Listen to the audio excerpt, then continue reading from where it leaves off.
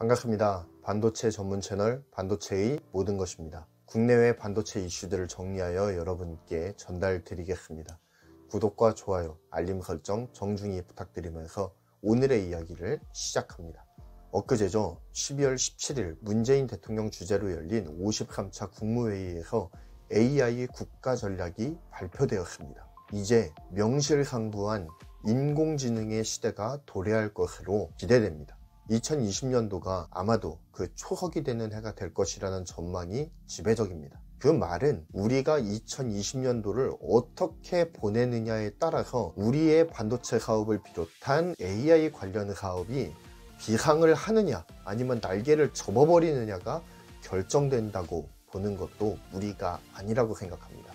이에 따라 정부도 2020년을 성공적으로 보내기 위해서 그리고 다가오는 AI 시대를 성공적으로 대비하기 위해 바로 AI 국가 전략을 발표했다고 여겨집니다. AI 구상의 기본은 문재인 대통령이 발표한 AI 기본 구상을 바탕으로 경제, 사회 전반의 혁신 프로젝트로서 AI 국가 전략을 수립했다라고 그 취지를 밝혔습니다. 민간이 혁신을 주도하고 정부가 이를 뒷받침함을 통해서 국가적인 역량을 결집시켜서 나갈 것을 천명했습니다. AI 국가 전략은 선택과 집중에 초점을 맞추었습니다. 한국이 잘할 수 있는 분야에 역량을 집중 투입할 것으로 여겨집니다. 메모리 반도체 경쟁력을 발판 삼아서 AI 반도체 핵심 기술의 확보와 신개념 반도체 개발에 전략 투자를 강화해서 AI 반도체 경쟁력 세계 1위를 달성하겠다라고 하는 포부를 내비쳤습니다. 이는 어떤 부분에서 보면은 삼성의 비전 2030과도 맞물려서 돌아간다라고 볼 수도 있을 것 같기도 합니다. 어찌되었든 이를 중심으로 해서 전 국민이 AI 기초 역량을 습득할 수 있도록 교육체제를 정비하고 그리고 AI 기반의 디지털 정부를 만들고 사람 중심의 AI 구현 등의 주요 내용이 포함되어 있습니다. 정부는 AI 국가 전략의 목표로 디지털 경쟁력 세계 3위, AI를 통한 지능화 경제 효과 무려 최대 455조 창출을 목표로 합니다. 그리고 또한 삶의 질을 세계 10위권까지 올리겠다라고 하는 이런 목표를 야심차게 제시했습니다. 세계를 선도하는 AI 생태계를 구축하고 AI 활용도를 획기적으로 높여서 세계 최고 수준으로 끌어올리고 사람 중심의 AI 구현 등 3대 분야의 9대 전략과 100대 실행 과제를 마련하겠다라고 밝혔습니다. 이는 분명 우리나라 반도체 업계에 굉장한 호재로 다가올 것입니다. 특히 2020년까지 차세대 지능형 반도체에 1조 96억을 투자해서 AI 기술 경쟁력을 확보하겠다라고 하는 계획이 있습니다. 물론 삼성전자가 10년간 133조를 투자하는 것에 비해서는 너무나도 작은 액수인지라 아쉬움이 좀 남아요.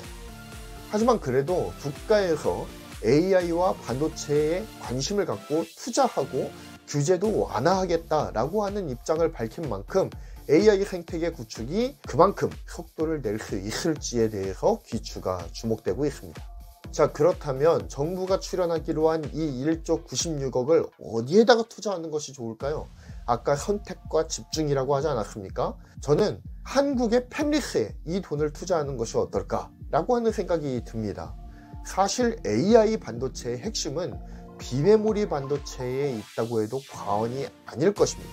물론 삼성전자가 주도해서 비메모리 반도체에서의 비약을 꿈꾸고 있지만 사실 삼성전자 하나 잘 된다고 우리나라 반도체 전반이 좋아지는 것은 아니지 않습니까? 물론 삼성이 큰 파이를 차지하는 건 맞아요. 그렇지만 정말 장기적인 입장에서 우리나라 반도체 산업이 정말로 웅비를 하기 위해서는 삼성 하나 잘 돼서는 안 된다는 것입니다. 삼성을 비롯해서 모든 반도체 관련 산업들이 동반 성장을 이루어야겠죠. 사실 팹리스만 놓고 따진다면 중국의 기술력이 우리보다 근소하게 우위를 점하고 있는 것이 사실입니다. 그리고 또한 팹리스 업계의 숫자만 놓고 따지자면 한국이 중국의 10분의 1 수준이에요. 중국에 1000개의 팹리스 업체가 있다면 한국에는 100개 정도밖에 없다라는 것이죠. 우리가 아직까지 메모리 반도체의 절대적인 시장 지배를 바탕으로 해서 반도체 강국의 이미지를 가지고 있기는 하지만 비메모리 반도체에 한해서는 정말로 미미한 수준이라는 것이죠.